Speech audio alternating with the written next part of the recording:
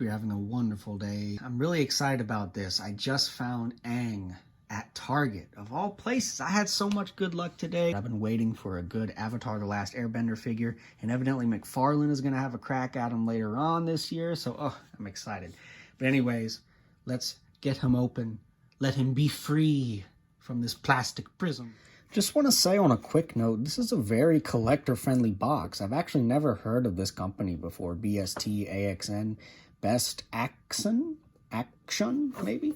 But it's a very collector-friendly box. Once you peel this tape back a little bit, I say as I mess it up, you just open it up and slide it right out. I really like that. But if you look at the bio here, take a moment and pause that if you would like to read it.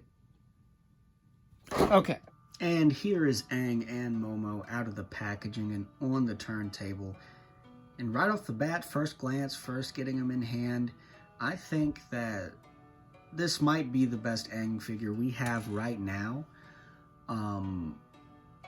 We're still going to be waiting for McFarlane's take on it. There's a couple things that do bother me about the figure. It's one of those things where he could be so much better, and we're gonna get more of a closer look at that. But first, let's take a look at some of his accessories. They came with this sticker, which is cool. This is nice of this company to give a sticker, which is pretty sweet. He comes with the head that he has on right there. He comes with two other heads also. And taking a look at this first one is a very happy Aang. It's pretty accurate to the show, to the animation, I'd say. Arrow does stop there, which is a little unfortunate. He does have the gray eyes, which is accurate, and he has the teeth inside there. It doesn't go very deep. It's just kind of painted on there. And even that is a little bit crooked. And the paint misses a little bit on the eyes right there. The arrow itself is pretty good. It almost kind of looks like it missed the mark or something right there. Something seems a little bit fuzzy right there. But they captured the likeness and the joy of a happy Aang pretty well with this head sculpt. And here we have the Avatar state head sculpt. And this one is pretty cool. They managed to get a blue line around the white to kind of give it a glowing effect. It's kind of messy. The paint is kind of messy right there on the eye. And again, it doesn't go all the way down, which is a little bit, again, unfortunate. It's pretty cool. I'm glad they included an Avatar state head sculpt. It's pretty nice, and the sculpt itself is pretty good. This guy is very small. He also comes with these cute little hands. Just look at how small they are. And these are more like action pose or holding hands. They don't go on the hinge. The arrow doesn't go all the way onto the hinge, but that's okay, I guess. You don't want paint chipping. Boom. Yeah, these Avatar state hands, you can tell because they're painted white. We've got a karate chop or a air bending, getting ready hand, and then a fist right here. The sculpt is a little bit right there.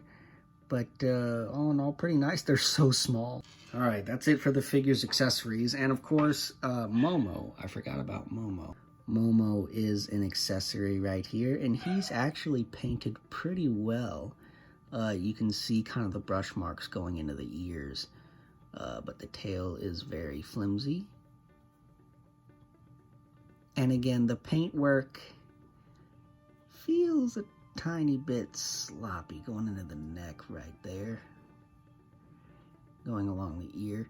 I'm guessing you can grip him like on Aang's shoulder or around his leg. I put him around his leg because he's kind of hard to pose up on his shoulder, but yeah, they captured his eyes pretty well, I will say. It does look like Momo, and from a distance, it definitely does look like Momo. Of course, I did forget to mention that he does come with his staff, his bow staff, and it's simple. It's painted brown with the silver bits painted on there, and it's pretty nice. No other gliding piece with the wings expanded. That would have been cool to have.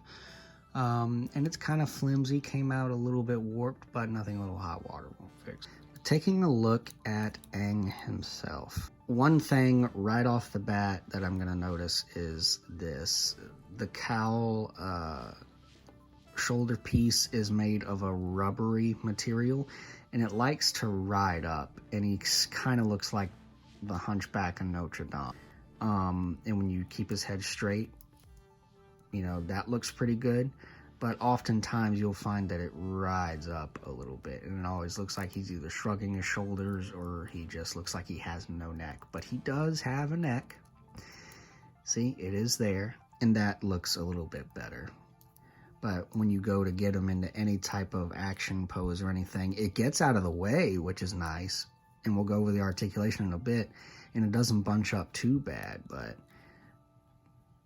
yeah, it kind of bunches up right there. So that's my one complaint right off the bat. But I understand that's another complaint we'll get to in a sec. But taking a look at this head sculpt, this is a more determined, stoic Aang. And the eye missed the mark a little bit right there. But again, the arrow looks good. It doesn't go all the way down. I don't understand why it doesn't go all the way down. Did they think the collar was going to block it? Did they think he was going to be looking up all the way? Not too sure about that. Ooh. But I just wanted to show you that you can remove this tunic. It would have been nice to get another tunic that was maybe sculpted to be like flowing in the wind or something like that. It doesn't line up correctly right there, and it's a little bit splotchy. I got super excited when I saw this guy, and he was only $15, but, you know.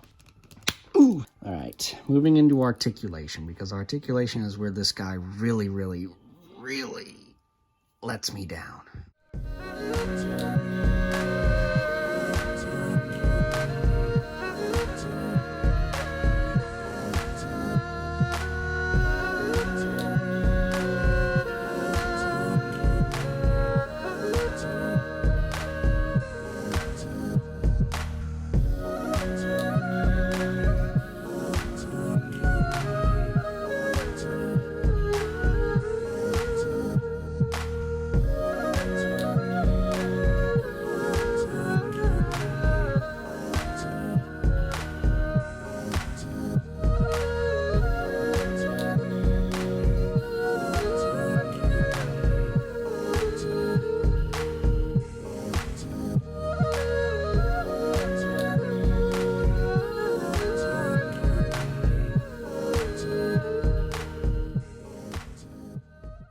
This guy is an airbender. Aang is an airbender. He's agile. He's a kid. He is always so goofy, jumping around, exciting, and he can't even like crunch forward or backwards. That's a little bit disappointing.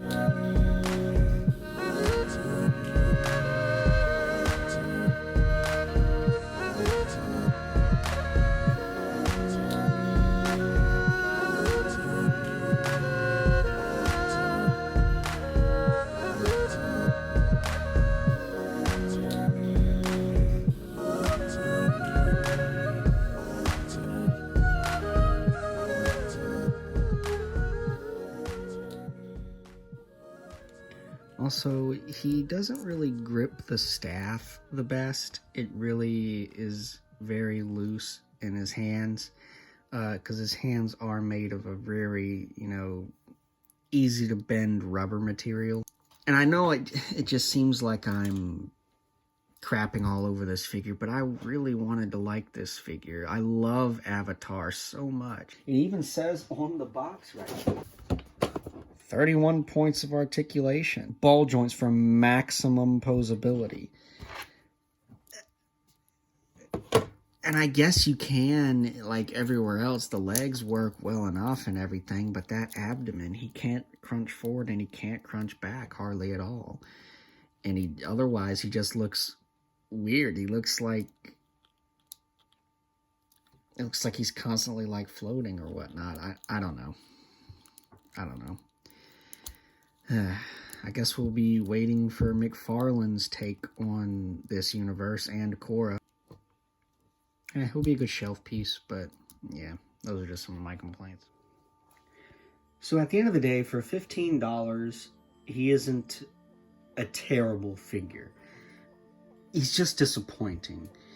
I feel like there's a good figure there, deep within. It's just the execution could have been done a little bit better. The accessories are good. He comes with, you know, 3 sets of interchangeable hands, 3 heads, his staff, Momo. Like, he definitely has the good amount of accessories with him.